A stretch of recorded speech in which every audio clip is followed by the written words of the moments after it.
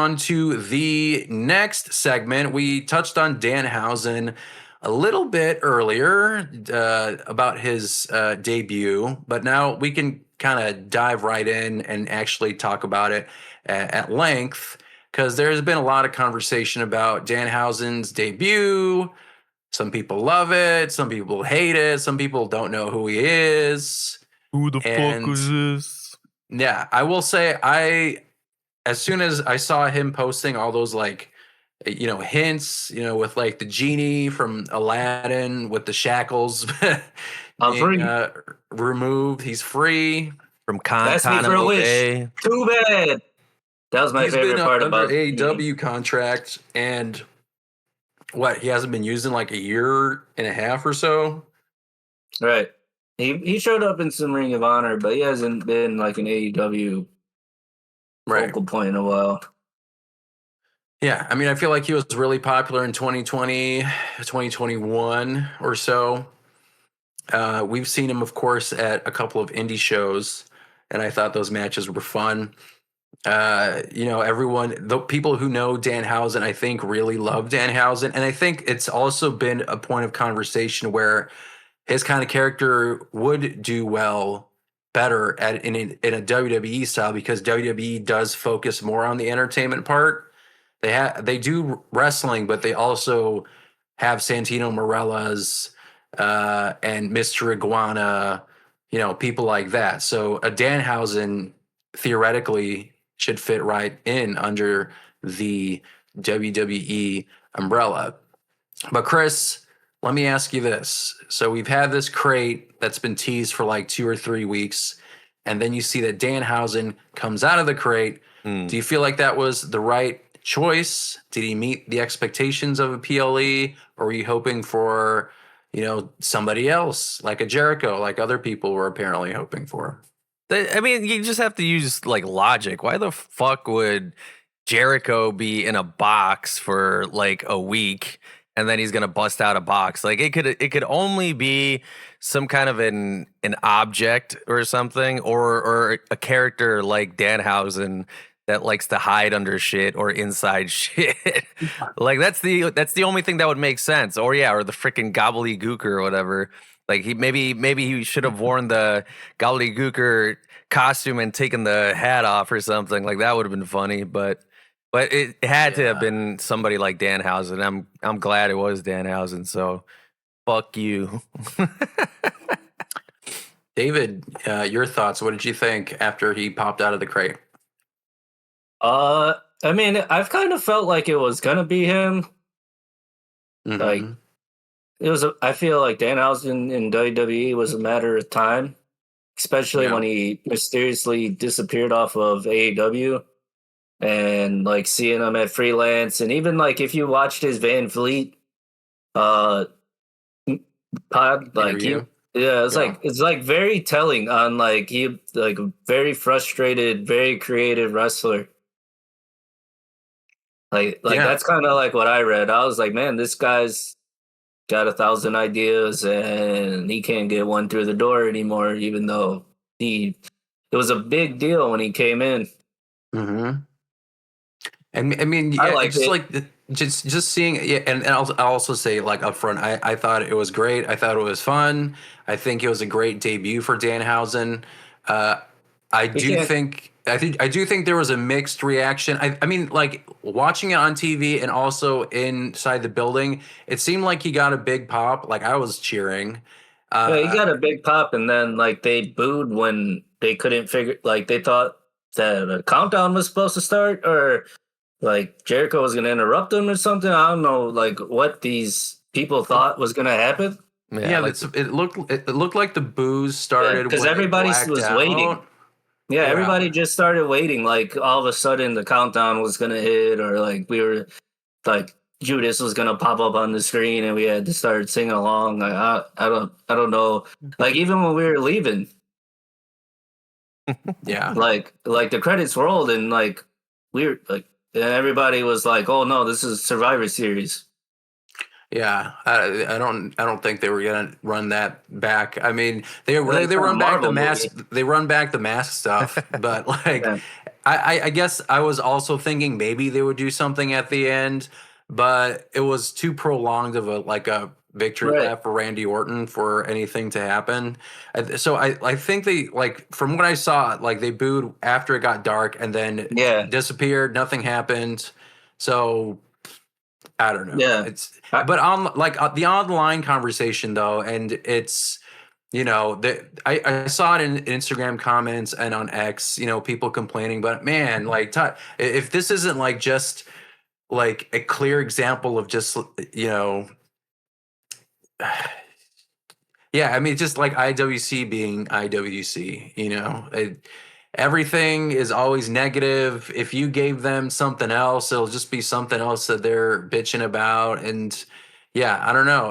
I think I do think, and other people have made this point, I do think that he'll get over when you start putting in like those backstage segments, interactions with our truth with it, which I feel like is probably inevitable, especially because they had him hovering around that box with Papa John's pizza. But being involved in those kind of backstage segments, I could see him doing that, maybe even tag teaming with them. I do see him being like the that odd one out kind of person in a tag team. Santino.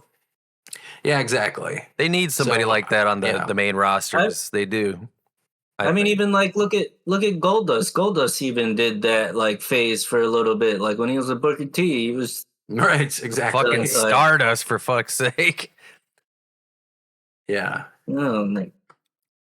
So I'm excited for Danhausen. I can't wait to see. I think he's going to be on Monday Night Raw and SmackDown. I think that he's just going to be bouncing back and forth between the two as being, like a comedic relief. I think it was funny that they were like moving the crate back and forth from one show to the other. And of course, people made a joke that AEW was the one who sent them the crate because his contract ended. So they're like, he's your problem now. You can have him. I think that'd be funny if they tied that in somehow in the backstory of why he was in a crate. Mobe. Yeah. So, I mean, like, the mixed reaction. I mean, Chris, what do you think? Do you feel like it's people were expecting something, or why do you think he got that kind of reaction? It's people's head canon. Like people just force themselves to believe like it's going to be reality, and they want it so badly, and that when it doesn't happen, they have to like kick and scream about it. So it's Yeah. really those individuals' faults for getting so worked up about it to think that it was going to be that and it wasn't. And they're like, oh no, when, and then go on fucking Twitter and talk some shit. Like it's just I didn't get what I want. exactly like some people don't need phones, and I think the internet just makes it too easy for everybody to just jump on immediately with just reaction, just gut reaction stuff. So Yeah. I'm of the same mindset, and sometimes I'm just like hesitant to like respond to other people because it really is like a mix of like bots that, like, I feel like are used as an engagement for the platform itself, so they could sell shares and be like, hey, look at all the engagement we're getting. So I do think there's a mix of bots and people just rage baiting to get that engagement. Like, they might not even fucking believe in it themselves, but they know it's gonna get a rise out of somebody, and people get that dopamine hit of people commenting on some kind of opinion or tweeting. And I think there's a decent chunk that's also not genuine. I do think there are people who might have been genuinely not disappointed. But I don't know how steep of a hill Danhausen is going to have in WWE in order to win the people over. I think it's a matter of time, and I think it's sooner than later. David, what do you think? Like, in terms of people you want to see Danhausen interact with, we've seen him give Michael Cole a jar of teeth. Do you feel like there's like a personality or announcer that you think will have the best chemistry with Danhausen and his antics? Is there anybody that you want him interacting with? I want JBL to show back up. I think him and JBL would be great. Booker T. think Booker T's for sure. I think a dead giveaway is like like interactions with like Corey Graves because he could like make plays on his name. Mm-hmm. I can't wait for him to like ask around for The Rock. Yeah, he was asking if Stone The Cold was Dwayne. still the general manager. Yeah. And then like I didn't know it till today, but like he did do a couple like cosplays as Stone Cold like out in the indies Mm-hmm. where he was Cold Danhausen, Cold Steve Austin, and he even like wore the vest. Oh yeah. I mean, I Vest and think bald cap with the face paint. I do think that he's gonna be, yeah. I mean, just the ludicrousness of like him just having the same face paint and then just wearing some kind of like outfit, like a doctor's outfit or whatever, something stupid as shit. Like I feel like that's just, yeah. I get a kick out of that shit. You know, like R-Truth is there, and I feel like Danhausen is that kind of like younger version of R-Truth, and there is a role for something like that in WWE, and that's like wrestling is inherently goofy. Just the concept of it is silly, you know? So like having someone like this, I think is great. And I love that style of humor too. Congrats on not needing a name change. Yeah. Right, exactly. Like, yeah, I mean it's just Danhausen. Like Brandon's on point. He could be Danhausen here. Like I can't wait for him to like run into former AEW wrestlers and then just. Yo, he could be sponsored by like Mana Tequila and do the tequila dance and shit. Like that'd be amazing. He's got a lot of options. I think he has more. I know he's got more options in WWE than AEW. Not that like not in like the shackle approach or anything like that type of talk. But just like the overall machine, I think he's gonna, if he's already like a regular at cons, I think it's only gonna go up. I agree. He's gonna be a merch mover. Yeah, I mean, there's like this whole like subgenre of people who just like love horror movies, and like Rhea Ripley kind of leans into that kind of stuff, like Terrifier and all that kind of stuff. So I feel like his kind of brand of like the Svengoolie type of person, I feel like clearly there's a market for that, and people have always talked about how he what was that joke that pro wrestling tees just dropped to their knees. He was moved to WWE, and he was such a merch mover for them. Like I think there's something there. Like people, it's also a business, so if they see that there is this thirst for Danhausen and his merch, because it like the aesthetic is also cool. I think his face paint is like from lifted from like the the Exorcist. Yeah, like the what? It's not Beelzebub. What the hell is his name? Pazuzu, I think. Right? Yeah, it was that one shot, that singular shot of that face. Yeah. Yeah, so like that's what he's been inspired by, and it's just a bunch of cool like outfits, designs, style changes, funny segments. I think it's necessary. Like people love R-Truth because of how goofy he is. There's no way that people. I feel like it should be pretty easy to win over a WWE crowd. I think a lot of people just don't know who he is, because there is a good chunk of people who watch WWE and they are in that bubble. So they haven't seen an indie show. They're all and in that watched bubble. AEW. Yeah. 80%. There's a 20% crossover. I'd say 80%. Yeah. Because I mean, if there were 19,300 whatever people, you know, in that arena, the amount of people who watched AEW, I'd say. I mean, I guess thought about it. Yeah, I thought about it to scale. We've been to an AEW show in Chicago where Danhausen shows up. 2,000 people pop. Yes. We went to the United Center. 2,000 people pop. The problem was there's another 16,000. Right. Exactly. So I think it's just a matter of time, and it's like any other wrestler who is getting exposed to a WWE audience for the first time. You know, when they weren't in WWE, it's just people will come around. I think. It's like Royce Keys and his reaction, where it was like literally nobody. It was just silence. and then he Yeah. does an interview and give the man time, put him on TV. I think so. So Danhausen has been was off of AEW TV for quite a while before his contract actually lapsed, which I think was yesterday. Like the contract ended that day. Do you think Chris WB will give him the creative freedom he probably craved, or do you feel like the WWE machine will try and like do their thing and polish his character? How much input do you think he's going to have in this?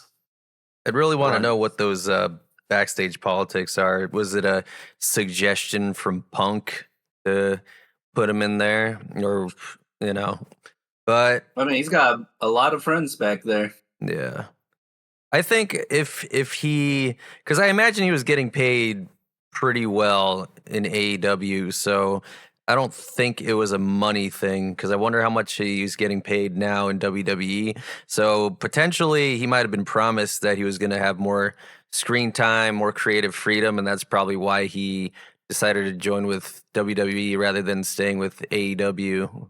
So, because I'm sure Tony Khan was throwing the book at him, merch sales, all that kind of stuff. So, right. I mean, like we haven't seen him on TV, so I feel like you got to feel a certain way where you're like, all right, I'm under contract, but I haven't been on a TV screen in like a year and some change, and it's only been for like these small little instances. And again, I don't know, how he feels personally, but I'm hoping that they do more with Danhausen on WWE TV and give him some of that creative freedom, because I feel like like, of course you can bounce off ideas with the writers and they have their own concepts, but I feel like he understands his character best. So that input, I think it's important to have just, the collaboration aspect. And I mean, like CM Punk, he's friends with CM Punk. Of course, we've talked about how you didn't realize he was working out with him at the gym, in a local Chicago gym.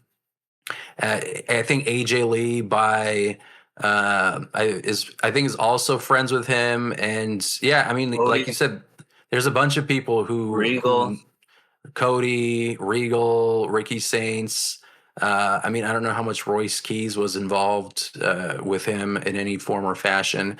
I mean, Jade Cargill. I mean, there's a whole bunch of AEW talent that are currently in WWE now at the top, mind you, that he could interact with. I think that'd be fun. All right, so let's talk about the future booking prospects of one Danhausen. So a lot of people, we've already talked about how he's been compared to a modern day R-Truth or Santino Marella. David, do you feel like it's a ceiling for him, or do you feel like a character like this, something so, supernatural and, and absurd, can actually hold like a mid-card title in today's WWE? I think he'll end up a mid-carder. I think he'll, of course, have his fun with the gimmick. Definitely, if a silly title like the 24/7 comes back, I think that's kind of like his lane. I think he's going to make good oddball tag teams, and definitely still like stand on his own, like gimmick, like, segment wise. Maybe he'll get a talk show, things like that. Yeah, I think that'd be fun. I do see them doing a lot of backstage skits with him. I feel like that's kind of his bread and butter, is those kind of interactions and like pre-taped like vignettes, films, that kind of stuff, sketches. I think that'd be great. I do see him. I mean, I feel like I could see him being a tag team champ. Hell, I could see him hold the mid-card title. I don't know if they'd ever give him the WWE or World Heavyweight Championship. maybe on like a fluke, like for like a 1 minute thing or something. I think, yeah, I feel like it comes down to, again, it just comes down to the crowd, and then just the momentum of a character like that. It just has to be the right ingredients and things to align to maybe get, like, like how Kofi Kingston, like Kofi Mania, he won his first WWE championship 10 years into his career, or 12, if I'm not mistaken. Like, 'cause I think he debuted in like 07, 08, something like that. And he didn't get his WWE championship until 2019. So I'd say never. And I don't think he's completely out of that conversation. But I do think if we're being realistic, it's probably going to be like a tag team title or, a mid-card title. And I hope, I mean, like in terms of like immediate booking and stuff, like I said, I think he'll start with backstage segments, something with R-Truth. I feel like it has to be something with R-Truth between now and WrestleMania. And then maybe they'll put them together as a tag team. I'm not sure. But Chris, what do you think? Where does R-Truth, where does Danhausen go from here? Does he interact with Mr. Iguana, or what's on the table for him? I didn't see. Did you guys watch the AAA thing last night after the show? No, I didn't get a chance yet. Yeah, me neither. I don't know if we did anything on that, but yeah, I could foresee R-Truth. I could see again doing, maybe he's like interrupting every single backstage interview or something like that. I could see that, like walking past and saying something or cursing somebody, or definitely backstage stuff. And maybe he gets thrown into a match because of something. He pisses somebody off backstage, and then he has to wrestle somebody on the card that night. Yeah, I agree. And again, I'm honestly, genuinely like intrigued what they do with him, because it's such a unique character. I feel like there's so many ways you can go about somebody like this. I feel like Santino Marella, like he debuted. I mean, they called it like the Milan Miracle or whatever it was, and he won the Intercontinental Championship the first night. I think initially it was supposed to be some kind of like just straight laced kind of like wrestler, and then eventually they made him more comedic as his career went on, and then eventually, of course, it morphed into Miss WrestleMania, him being with Beth Phoenix. They were like this odd pairing couple, and she was like raising him on her shoulders. Of course, then he went into the snake. Cobra. I forgot what he called it. What was it? The Cobra. Thank you. Yes, the Cobra. The snake. He put on his sock. He put on his sock thing. I mean, like that gave people like giant like pops in shows. I don't think that DNA has disappeared from WWE television and audiences. So I have good hopes for him. I think people are too fucking negative online, and they complain about everything, and I think there's some good stuff here, some gold to mine from. But yeah, speaking of